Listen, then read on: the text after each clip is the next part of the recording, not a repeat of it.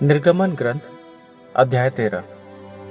प्रभु ने मूसा को आज्ञा दी, मुझे सब पहलौठे बच्चों को समर्पित कर देना। इस्राएली लोगों के सब पहलौठे बच्चे, चाहे वे मनुष्यों के हों या पशुओं के, मेरे ही हैं। मूसा ने लोगों से कहा, ये दिन स्मरण रखना। इसी दिन तुम अपनी दास्ता के घर मिस्र से निकलकर बाहर आए हो, क्योंकि प्रभु ने अपने बाहुबल से तुम्हें उस स्थान से बाहर निकाला है। इसलिए तुम कोई खमीरी रोटी मत खाना। आबीब के महीने में आज के दिन तुम बाहर आए। प्रभु तुम्हें कनानियों, हित्तियों, अमोरियों, हिव्वियों और यबूसियों के देश ले जाएगा, जिसे प्रभु ने तुम्हारे पुरखों को देने के लिए शपथ पूर्वक वचन दिया था, उस देश में जहां दूध और मधु की नदियां बहती हैं। वहां तुम इसी महीने में ये पर्व मनाओगे। तब 7 दिन तक तुम बेखमीर रोटी ही खाओगे और 7वें दिन प्रभु के आदर में एक उत्सव मनाओगे। उन 7 दिनों में बेखमीर रोटी ही खाई जाएगी। ना तो तुम्हारे पास खमीरी रोटी होगी और ना तुम्हारे सीमांतों में ही।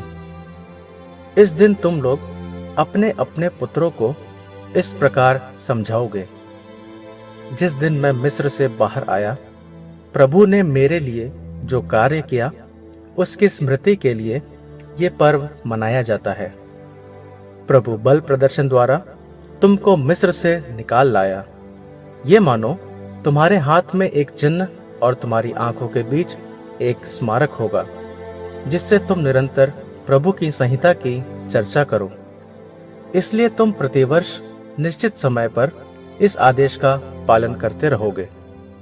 फिर जब प्रभु तुम्हें कनानियों के देश पहुंचा दे और उसे तुम्हें दे दे, जैसा उसने तुम्हें और तुम्हारे पुरखों को शपथ पूर्वक वचन दिया था, तब तुम अपने सब पहलौठे बच्चों को प्रभु को समर्पित करोगे। तुम्हारे पशुओं के सब पहलौठे बच्चे भी प्रभु के होंगे। तुम गधे के प्रत्येक पहलौठे बच्चे को मेमने से छुड़ाओगे। यदि तुम ऐसा नहीं करना चाहोगे तो उसकी गर्दन तोड़ दोगे। तुम अपने अर्थात मनुष्यों के प्रत्येक पहलौठे पुत्र को छुड़ाओगे। जब भविष्य में तुम्हारा पुत्र तुमसे पूछे कि इसका अर्थ क्या है, तो उसे ये बताना, प्रभु ने अपने भुज बल से हमें दास्ता के घर मिस्र से बाहर निकाला था। जब फिरौन हठपूर्वक हमें निकलने नहीं देता था, प्रभु ने मिस्र देश के प्रत्येक पहलौठे बच्चे को, चाहे वह मनुष्य का हो या पशु का, मार डाला था।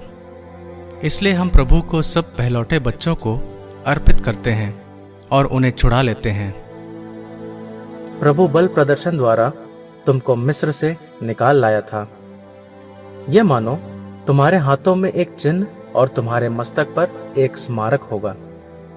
जब फिरौन ने लोगों को जाने दिया, तब ईश्वर उन्हें फिलिस्तियों के देश के मार्ग से होकर नहीं ले गया, यद्यपि वही सीधा मार्ग था। ईश्वर ने सोचा कि कहीं ऐसा न हो कि लोग युद्ध के डर से पछताने लगें और फिर मिस्र लौट जाएं। इसलिए ईश्वर उन लोगों को निर्जन भूमि के मार्ग से घुमाकर लाल समुद्र की ओर ले गया। इस्राएली मिस्र देश के बाहर अस्त्र शस्त्र के साथ निकले। मूसा अपने साथ यूसुफ का शव भी ले गया, क्योंकि यूसुफ ने इस्राएलियों को ये शपथ खिलाई थी कि जब ईश्वर तुम्हारी सहायता करने आएगा, तब तुम यहाँ से मेरा शव साथ ले जाओगे। सुकोत से आगे जाकर उन्होंने निर्जन प्रदेश के किनारे के एताम में अपने तंबू खड़े किए। प्रभु दिन में उन्हें रास्ता दिखाने के लिए बादल के खंभे के रूप में और रात को उन्हें प्रकाश देने के लिए अग्नि स्तंभ के रूप में आगे आगे चलता था, जिससे वे दिन और रात में भी यात्रा कर सकें। दिन में बादल का खंभा और रात में अग्नि स्तंभ लोगों के सामने बराबर बना रहा।